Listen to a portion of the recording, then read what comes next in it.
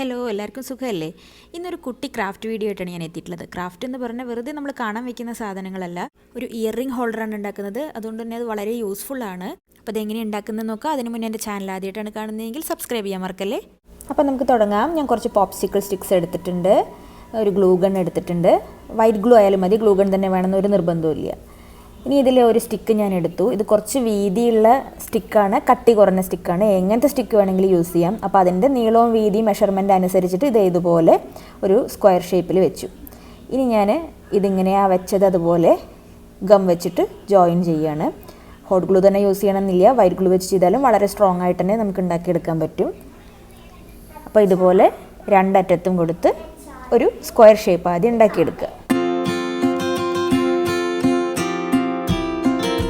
അപ്പോൾ അത് നന്നായി ഒട്ടിയതിന് ശേഷം ഇനി അതിൻ്റെ രണ്ട് സൈഡിലായിട്ട് നമ്മളിങ്ങനെ റൂഫ് പോലെ ചെരിച്ചുണ്ടാക്കി കൊടുക്കണം. അതിനായിട്ട് ഞാനിങ്ങനെ രണ്ടറ്റത്ത് ഗ്ലൂ കൊടുത്ത് രണ്ട് സ്റ്റിക്കിനെ ഒരേ മെഷർമെൻറ്റിലെ സ്റ്റിക്സാണ് ഞാൻ എല്ലാം ഉപയോഗിക്കുന്നത്.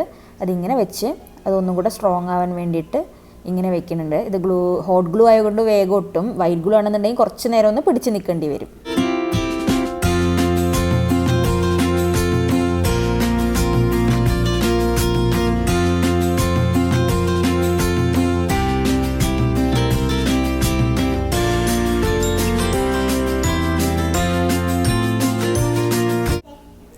ഇതിൽ ഈ മേലെ നമ്മൾ കോണായി വെച്ചില്ലേ, അവിടെ തൊട്ട് ഞാൻ തുടങ്ങുകയാണ്.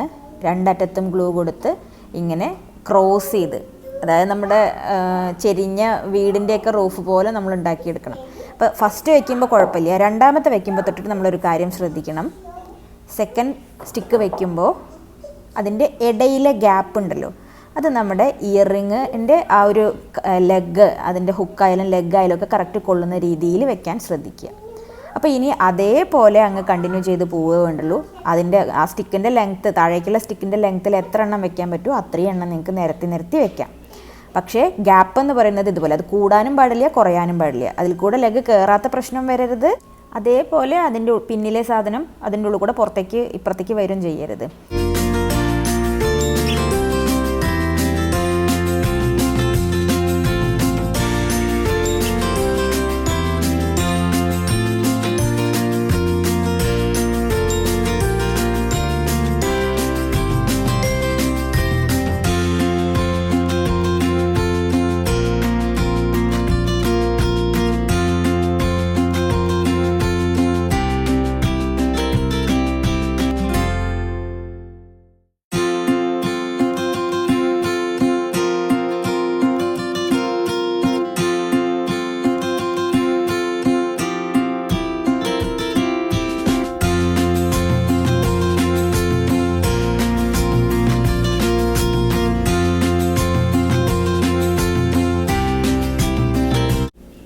അപ്പോൾ ഇതാ ഇതുപോലെ കിട്ടിയിട്ടുണ്ട്.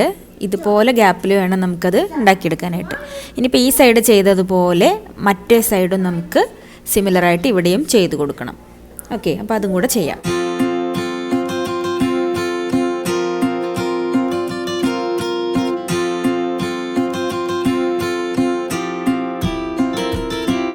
അപ്പോൾ ഇത് രണ്ട് സൈഡിൽ ഇങ്ങനെ അതുപോലെ ചെയ്തിട്ടുണ്ട്. അപ്പോൾ നമുക്ക് ഇത്രയും സ്റ്റിക്സ് വെക്കാൻ പറ്റിയിട്ടുണ്ട്.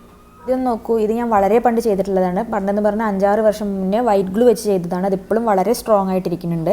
അപ്പോൾ ഇത് നമ്മളിപ്പോൾ ചെയ്തതിൽ ഞാൻ എങ്ങനെയാണ് ഇടുന്നതെന്ന് കാണിച്ചു തരാം.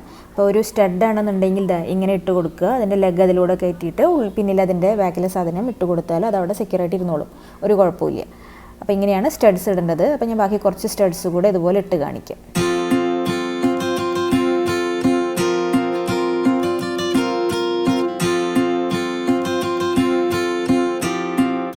ഇനി ഇതുപോലെ വലിയ റിംഗ് ആണെന്നുണ്ടെങ്കിൽ എങ്ങനെ കയറ്റാൻ നോക്കാം. അപ്പോൾ അതായത് ഇങ്ങനെ സൈഡിലൂടെ ഇട്ട് കൊടുക്കാൻ വളരെ ഈസിയാണ്. ഇതുപോലെ ഇട്ട് കൊടുക്കാവുന്നതാണ്. ഏത് സൈഡിൽ വേണമെങ്കിലും ഇങ്ങനെ ഇട്ട് കൊടുക്കാം. അതല്ല താഴെ കൂടെ വേണമെങ്കിലും ഇട്ട് കൊടുക്കാം. ചെറിയ റിംഗ് ആണെന്നുണ്ടെങ്കിലോ, ചെറിയ റിംഗ് ആണെങ്കിൽ സൈഡിലൂടെ ഇട്ട് കൊടുക്കാൻ ചിലത് പറ്റും, പക്ഷേ എല്ലാം പറ്റിക്കൊള്ളുന്നില്ല. അതിപ്പോൾ വീതിയുള്ള സ്റ്റിക്ക് ആയതുകൊണ്ട് കുറച്ച് എല്ലാം ഒന്നും പറ്റണമെന്നില്ല. അപ്പോൾ അതാ ഇങ്ങനെ ഇട്ട് കൊടുക്കാം. അടിയിലൂടെ ഞാൻ താഴത്തെ സ്റ്റിക്കിൽ മാത്രം ഇട്ട് കൊടുക്കുന്നുണ്ട്. ഇനി ഹുക്കാണെന്നുണ്ടെങ്കിലും നമുക്ക് ഈസി ആയിട്ട് തന്നെ ഇട്ട് കൊടുക്കാം. അപ്പോൾ അതൊന്നിങ്ങനെ ചെരിച്ചിട്ട് കൊടുത്താൽ വളരെ ഈസി ആയിട്ട് നമുക്ക് കയറ്റാൻ പറ്റും. ഇതാ ഇങ്ങനെ ഒന്ന് ചെരിച്ച് പിടിച്ചിട്ട് ഹോളിലൂടെ കയറ്റിയതിന് ശേഷം നേരെ ഇടുക. അപ്പോൾ അതും വളരെ ഈസി ആയിട്ട് ചെയ്യാൻ പറ്റും. അപ്പോൾ എങ്ങനത്തെ ഹാങ്ങിങ്സ് വേണമെങ്കിലും ഇടാം. അപ്പോൾ കുറച്ച് സ്റ്റിക്സ് ഉണ്ടെന്നുണ്ടെങ്കിൽ ഈസി ആയിട്ട് ഇയറിംഗ് ഹോൾഡർ ഉണ്ടാക്കാൻ പറ്റും. അങ്ങനെ പെട്ടെന്നൊന്നും നമ്മുടെ ഇയറിങ്സ് കേടുവന്ന് പോവില്ല. അപ്പോൾ എല്ലാവരും ഒന്ന് ട്രൈ ചെയ്ത് നോക്കുക. വീഡിയോ ഇഷ്ടപ്പെട്ടെങ്കിൽ ലൈക്ക് ചെയ്യുക, അഭിപ്രായങ്ങൾ കമൻറ്റ് ചെയ്യുക. അടുത്ത വീഡിയോയിൽ വീണ്ടും കാണാം. ബൈ.